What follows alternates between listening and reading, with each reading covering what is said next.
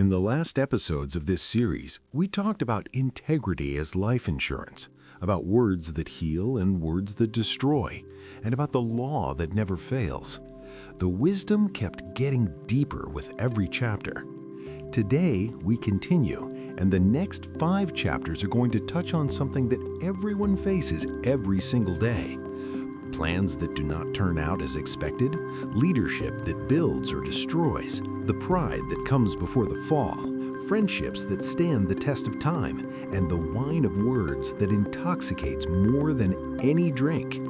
Stay with me until the end, because what you're about to hear today will make you think differently about the decisions you make, about the words you speak, and about who you choose to have by your side. And before we begin, if you have not yet subscribed to this channel, do it right now. Click the button down below, it is free, and hit the notification bell so you never miss a chapter of this series. Give the video a thumbs up as well, because that helps this wisdom reach more people who need to hear it. Let us go. Chapter 16, Your Plans, God's Final Word. Chapter 16 begins with one of the most liberating things and at the same time most challenging truths in the entire book. Mortal man makes elaborate plans for life, but it is the Eternal who has the final word. Think about that for a moment. You have already made a perfect plan. You calculated everything. You prepared every detail. And yet, things did not turn out the way you expected, not because you failed, but because there was a greater intelligence than yours operating behind the scenes of events. The text continues, commit to the Eternal, the direction of your work, and what you planned will come together. The Eternal made all things with a purpose, even the difficult moments. The Eternal cannot stand arrogance, and believe it, those arrogant people will get what they deserve. With love and truth, sin is forgiven, and with the fear of the Eternal, evil is avoided. When the Eternal approves of someone, even that person's enemies become their friends. Far better to be poor but just than to be rich and unjust. That phrase goes against everything that the succeed at any cost culture preaches, but it is a law you can verify in any life. Wealth built on injustice carries a weight that never goes away, and simplicity built on integrity brings a peace that money cannot buy. Man makes his plans, but it is the Eternal who makes it possible for them to be realized. And then the text talks about leadership in a way that will make you evaluate the leaders around you and the leadership you yourself exercise. A good leader motivates and has authority, does not lead into error or take advantage. The Eternal wants honesty in the workplace, for he is the owner of all businesses. A good leader detests every kind of injustice, for it is on justice that leadership is founded. A good leader rejoices in honesty and values whoever tells the truth. The leader who loses their temper threatens the very people they lead, but the patient leader revitalizes the lives of everyone around them. It's like the spring rain and the sunlight at the same time. And then comes one of the most famous phrases in the entire book. First comes pride, then comes the fall. The bigger the ego, the harder the crash. You've already seen this happen with someone you know, perhaps with yourself. Pride does not announce the fall in advance. It simply keeps inflating, until one day the ground disappears from under your feet. It is better to be obedient to the Eternal and live among the poor than to be rebellious and live among the rich and famous. And chapter 16 closes with an image that will stay in your mind. Kind words are like honeycomb, delightful to the soul, energy for the body. But there are paths that seem harmless and lead straight to death. Every caution is necessary. Chapter 17, Peace, Friendship, and the Silence that Makes You Seem Wise. Chapter 17 begins with a comparison that everyone who has ever lived in a toxic family or work environment will understand immediately. It is better to eat a piece of bread with water in peace than to have a banquet in the middle of fighting. It's not about what's on the table, it's about the environment in which you eat, about the quality of the relations that surround you. A simple meal in silence and love is worth more than a party full of tension, anger, and resentment. The text talks about the fire that tests gold, and then it says that our lives are the same way. We are examined by the Eternal, not to destroy us, but to reveal what is most genuine in us. Whoever mocks the poor insults the Creator. Whoever throws a party over someone else's misfortune, watch out, that does not go unnoticed. And then comes one of the most honest observations about relations in the entire book. Overlook the offense and you will keep the friendship. But if you keep insisting on the offense, say goodbye to your friend. How many friendships have you already lost, not because the offense was too great, but because nobody had the greatness to let it go? The text doesn't say the offense didn't happen. It says that the decision to keep insisting on it is what kills the relationship. The beginning of a quarrel is like the first leak in a dam, so it is good to stop before it breaks completely. That image is perfect. Every great fight, every great conflict, every great breakdown began with a small crack that nobody treated. A word said in the heat of the moment, a message answered with harshness, a misunderstanding that was left unresolved. The dam does not burst all at once, it leaks first. And then the text talks about friendship in the most beautiful way in the entire book. A friend loves at all times. With them, there is no bad season. Even when there are problems, they are always a shoulder to lean on. And it closes with something that will surprise you with its practical wisdom. Whoever knows a great deal speaks little. Whoever is sensible knows how to stay calm. Even the ignorant come across as wise when they keep their mouths shut. Whoever knows how to stay silent comes across as intelligent. In other words, silence is frequently the wisest answer you can give. Chapter 18, The Words That Feed and the Words That Kill. Chapter 18 begins with an observation about selfishness that goes straight to the heart. The selfish person who only looks at their own navel is an affront to life and community. And then the text unfolds one of the most recurring themes of the entire series, the power of words. But here, with an even greater intensity.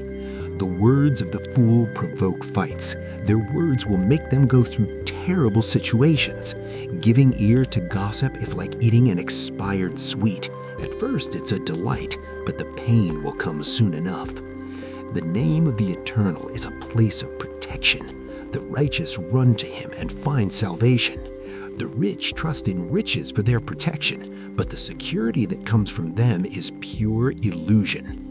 First comes pride, then comes the fall, but humility is the forerunner of honor. Twice the book repeats this truth in different chapters because it is so important that it needs to be said more than once. Pride always announces the fall, and humility always opens the path to honor. Answering before listening, besides being foolish, is pure rudeness. The healthy spirit overcomes adversity. But the broken spirit, how do you heal it? And then comes one of the most powerful phrases in the entire book. Words feed the mind just as food feeds the stomach. A good conversation satisfies like a good meal when you're hungry. Words kill and generate life. They can be poison or the finest sweet. You decide. You decide. Every time you open your mouth, every time you send a message, every time you choose what you are going to say, you are deciding whether you are going to give life or take life from someone. And chapter 18 closes with one of the most beautiful statements about marital love in all of biblical wisdom. Whoever finds a good wife finds the greatest treasure. It is a great blessing from the Eternal. And about true friendship. Friends come and go, but the true friend is closer than a brother. Chapter 19 begins with a declaration that goes against everything the world values. It is better to be poor and honest than to be rich and untrustworthy. It is not the first time the book says this. and it will not be the last, because this truth needs to be repeated until it sinks in deep. In a world where success is measured by the bank account, where people admire results without asking where they came from, where wealth justifies almost everything, this phrase is a stone in the middle of the road. Wealth attracts friends like honey attracts flies, but the poor are avoided like a contagious disease. That is an observation about human nature, not an approval of it. The text is describing reality so that you do not deceive yourself, so that you do not confuse those who stay because of what you have with those who stay because of who you are. When everything is going wrong for you, even your family will avoid you. Even your best friend will want distance. Out of sight, out of mind. But the text does not stop at the diagnosis. It offers the path. Develop a wise heart, and you will be doing yourself a favor. Keep your head clear, and you will find a good life. And then appears one of the most practical phrases of the entire chapter. Leaders with a bad temper are like a fierce jaguar, but the kind ones are like the fresh morning dew. You know both types. The leader whose arrival in a room makes everyone tense up, and the leader whose presence calms, motivates, and brings clarity. The difference is not in the title. It is in the character. Keep the laws and you will keep your life. Careless living is certain death. Whoever helps the poor lends to the eternal. When the eternal gives back, the reward is beyond compare. And chapter 19 closes with a warning that every father and every mother needs to hear. Discipline your children while you still have the opportunity. Giving them everything they want will ruin their lives. Discipline is not punishment. It is investment. It is love that thinks about the future when the present is asking for comfort. Chapter 20. The wine of words and the wisdom of silence. Chapter 20 begins with something that goes straight to the point without any beating around the bush. Wine makes you mean. Beer makes you a fighter. And people drink because a weak drink does not have much appeal. But what the text is saying goes beyond beverages. It is talking about what intoxicates reason. And right after that, it presents another kind of intoxication that is equally dangerous. Leaders with an explosive temper are like wild jaguars. Get close to them and they leap at your throat. Avoiding fights is the hallmark of someone with good character, but the foolish love to fight.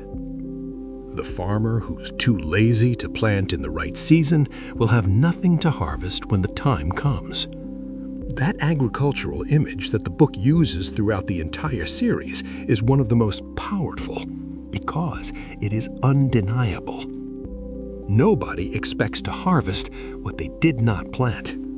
But in everyday life, people do exactly that all the time. They expect results without having done the work. They expect healthy relationships without having invested in them. They expect wisdom without having sought knowledge. The planting season does not wait. Knowing what is right is like having deep waters in your heart. The wise person draws them from the well when necessary. Many claim to be loyal and trustworthy friends. But where on earth can you find people like that? People who are loyal to God and live an honest life make things much easier for their children. And then comes something that seems simple but carries enormous depth. What human being can always be trustworthy and honest?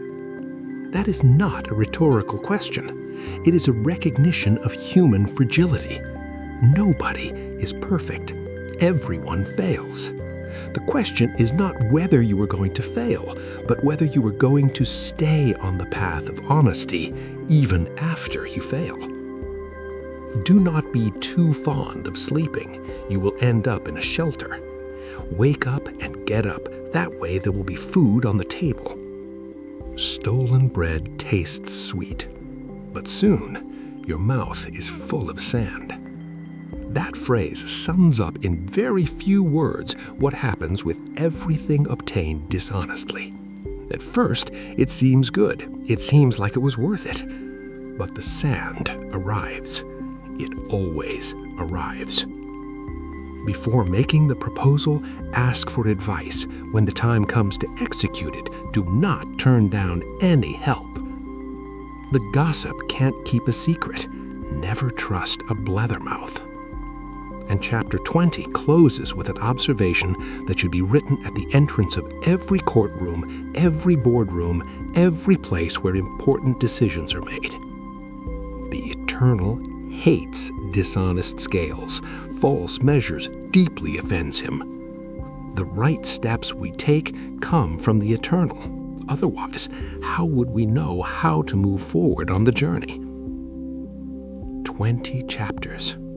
20 encounters with wisdom that does not age because it speaks about human nature, which never changes.